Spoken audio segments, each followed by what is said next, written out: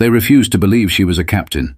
That mistake cost them everything. The automatic doors slid open, and the rush of cool air conditioning hit as she stepped inside.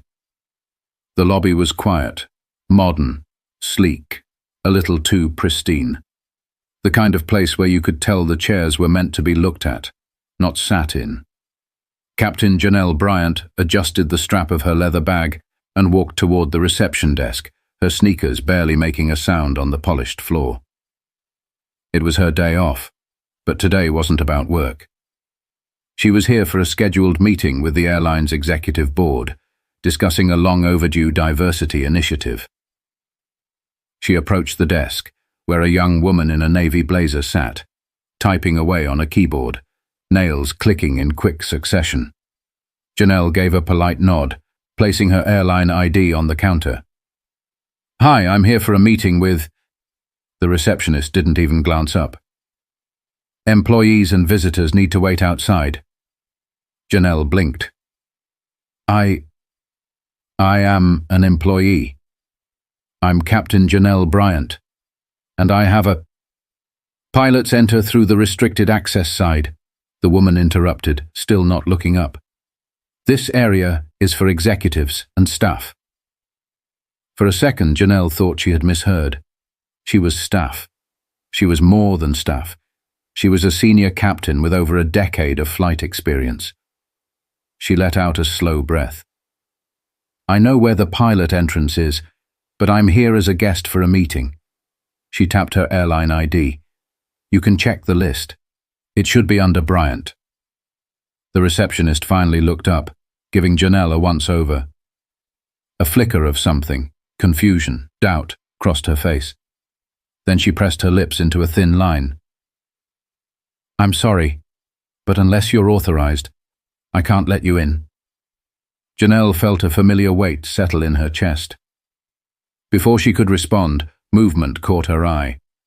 Two pilots, both white, both dressed similarly in casual attire, strolled in behind her. "Hey, good morning," one of them said with a grin. The receptionist's face lit up. "Oh, Captain Reynolds, Captain Harris, you can head right in." She waved them through without even checking their names. Janelle turned to watch them disappear down the hallway. She turned back, keeping her voice steady. "I just saw you let them in without checking anything. Why am I being asked to wait outside?" The receptionist's smile tightened. "They've been here before. I recognize them." Janelle exhaled sharply. "I've worked for this airline for 11 years. The receptionist hesitated, but before she could say anything, a uniformed security guard approached. He was broad-shouldered, his expression unreadable. "Is there a problem?" he asked, looking directly at Janelle. She could feel it, the way the air in the room changed, the way people in the lobby were suddenly paying attention, but pretending not to. The security guard's presence wasn't a question. It was a warning. Janelle set her jaw. "No problem at all. I'm just trying to get to my meeting." "Ma'am," the guard said, "if you don't have the right clearance, I'm going to have to ask you to step outside." Her fingers curled around the strap of her bag. Every muscle in her body screamed at her to walk away, to let it go. But she was tired of letting it go. She locked eyes with the receptionist. "Check the list." The woman hesitated, then sighed dramatically before typing something into her computer. A beat passed. Another. Then, just like that, her face shifted, eyes widening slightly. Janelle could see it, the moment the receptionist realized she had made a mistake. She cleared her throat. "Oh, I see you here." Janelle waited. "You can go in." No apology, no acknowledgement, just a begrudging admission that she had been telling the truth all along. Janelle held her gaze for a moment longer, then grabbed her ID off the counter and walked through the doors without another word.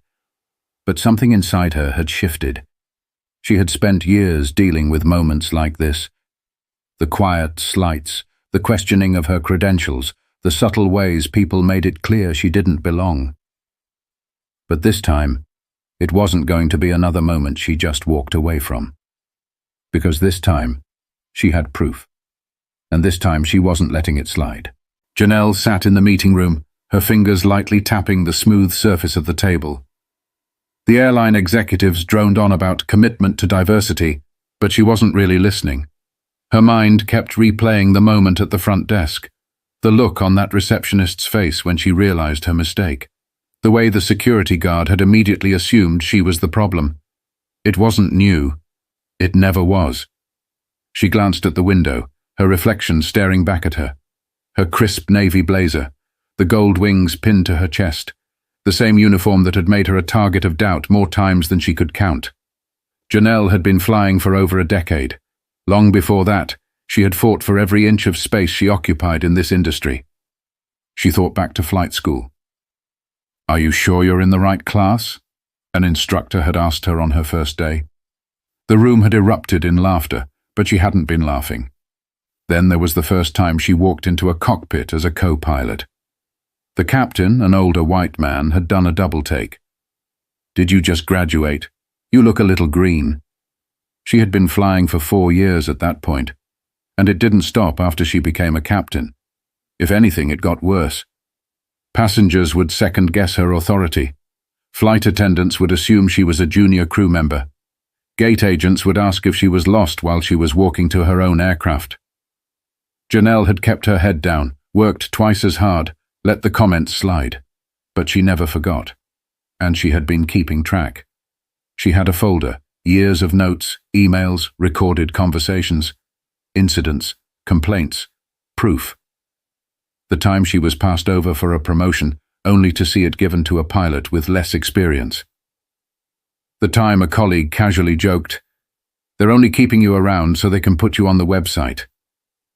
The time an executive at a company dinner called her the diversity hire to her face.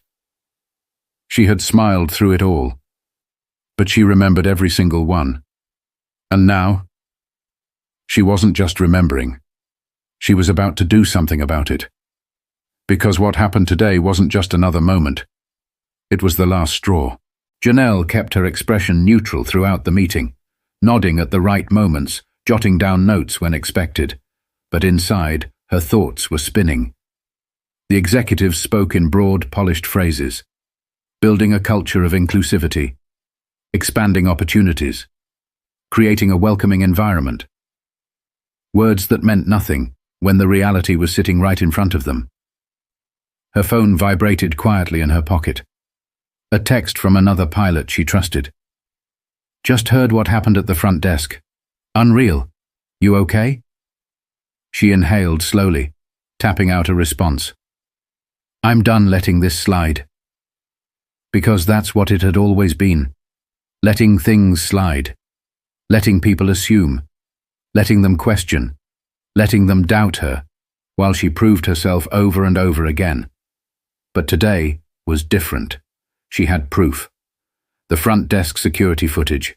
The flight logs showing how few black women captains the airline actually employed. The reports from other pilots who had quietly shared their own experiences with her. This wasn't just about her. She opened her email and pulled up the draft she had been working on for months. A formal complaint outlining systemic discrimination within the airline. Names, dates, incidents. She had hesitated before, unsure of the consequences. But not anymore. Her finger hovered over the send button. Then she pressed it. Later that night, she sat in her apartment, scrolling through the responses.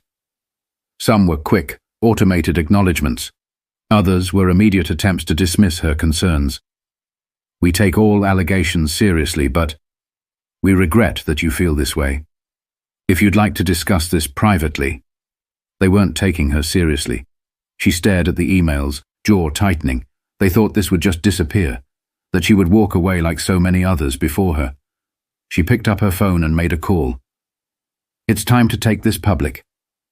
Because if they wouldn't listen to her behind closed doors, she would make sure the world heard her instead. And once the world was watching, they wouldn't be able to ignore it anymore. Janelle's phone wouldn't stop buzzing. Texts, emails, missed calls. By the time she woke up the next morning, her story was everywhere. A journalist from a major aviation news outlet had picked it up. The headline was blunt, pulling no punches. Black female pilot denied entry at her own airline's office, told to wait outside while white colleagues walked in. She hadn't even had time to process the impact before her inbox exploded. Other pilots, some still employed, some long gone, started reaching out. This happened to me too. I was pushed out after I complained. I have proof. Where can I send it? And then, the stories from the passengers started pouring in. I remember feeling relieved when I saw a white pilot taking over from a black one. I hate that I thought that way. I watched a flight attendant question a black pilot once while letting her white co-pilot through without a word. It made me sick. Janelle sat back, phone in hand, pulse pounding. She had known the airline had issues, but she hadn't expected the flood of whistleblowers, former employees, even customers adding their voices. And just like that, the airline's carefully curated image of diversity and progress started cracking. By midday, the airline had released its first statement. We are conducting an internal review regarding recent allegations. We remain committed to diversity, inclusion, and fairness. It was weak, generic, the kind of statement that meant nothing. And it didn't work. The pressure didn't ease. It built. Stockholders started asking questions. Passengers demanded refunds. Flight crews refused to stay silent. Then, one of the biggest newspapers in the country published an investigative report. Buried discrimination complaints. Pay gaps between white and black pilots. A pattern of internal retaliation against employees who spoke up. Janelle read every word. She had lived it. And now everyone else saw it too. The executives, the ones who had brushed her off so easily, were now scrambling. Damage control mode. By the end of the week, she got a call from a very nervous HR representative. Captain Bryant, we'd love to have a conversation. We value your perspective. Janelle almost laughed. You had a chance to listen before, she said. Now you'll listen in court. Because this wasn't just a PR problem anymore. This was about to become a legal disaster. The airline tried to fight back. Their legal team scrambled, pushing out carefully worded statements about misunderstandings and isolated incidents. They brought in diversity consultants, made public pledges, even flashed photos of their one black executive at every opportunity. But none of it worked. The lawsuits had already been filed.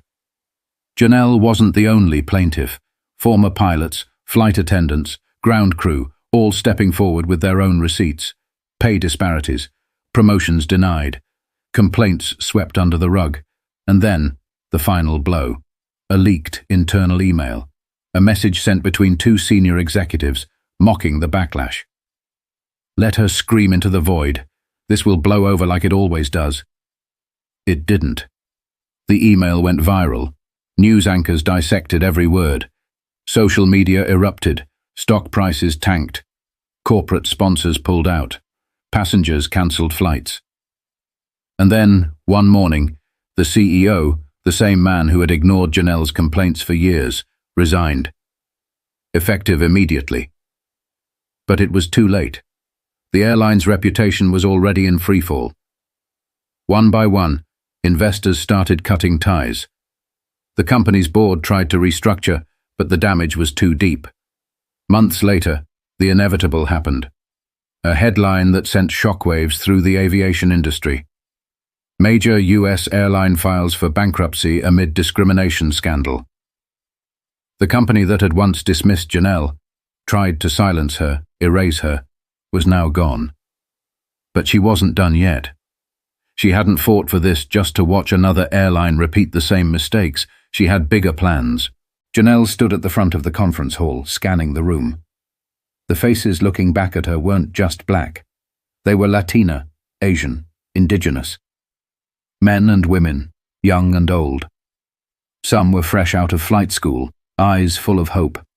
Others had been in the industry for years, carrying the same battle scars she did. She took a deep breath and smiled. I spent years believing that if I just kept my head down, worked twice as hard, and proved myself over and over again, things would change. She let the words settle before continuing. But I learned the hard way that silence doesn't fix broken systems, and that when one of us speaks up, we give others the courage to do the same. A murmur of agreement rippled through the crowd. This wasn't just a speech. It was the launch of something bigger. With the money from the lawsuit settlement and the support of other pilots, Janelle had co-founded an aviation diversity initiative. Not a PR stunt, not a corporate checklist, a real program. One that provided scholarships, mentorships, and legal protection for underrepresented pilots. One that held airlines accountable. One that made sure no black pilot would ever have to fight to be seen as worthy again. She looked out at the crowd, faces filled with determination, hope, power. "We didn't just bring down an airline," she said. "We changed the industry. And we're just getting started." The applause was deafening. And for the first time in a long time, Janelle felt something she hadn't let herself believe in before. Not just justice, but real, lasting change. How many times have you seen injustice and thought, that's just the way things are? That's what they count on. That we'll let it go. That we'll move on.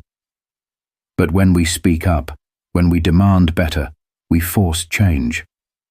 If you've ever been in Janelle's shoes, or seen something wrong and stayed silent, this is your reminder.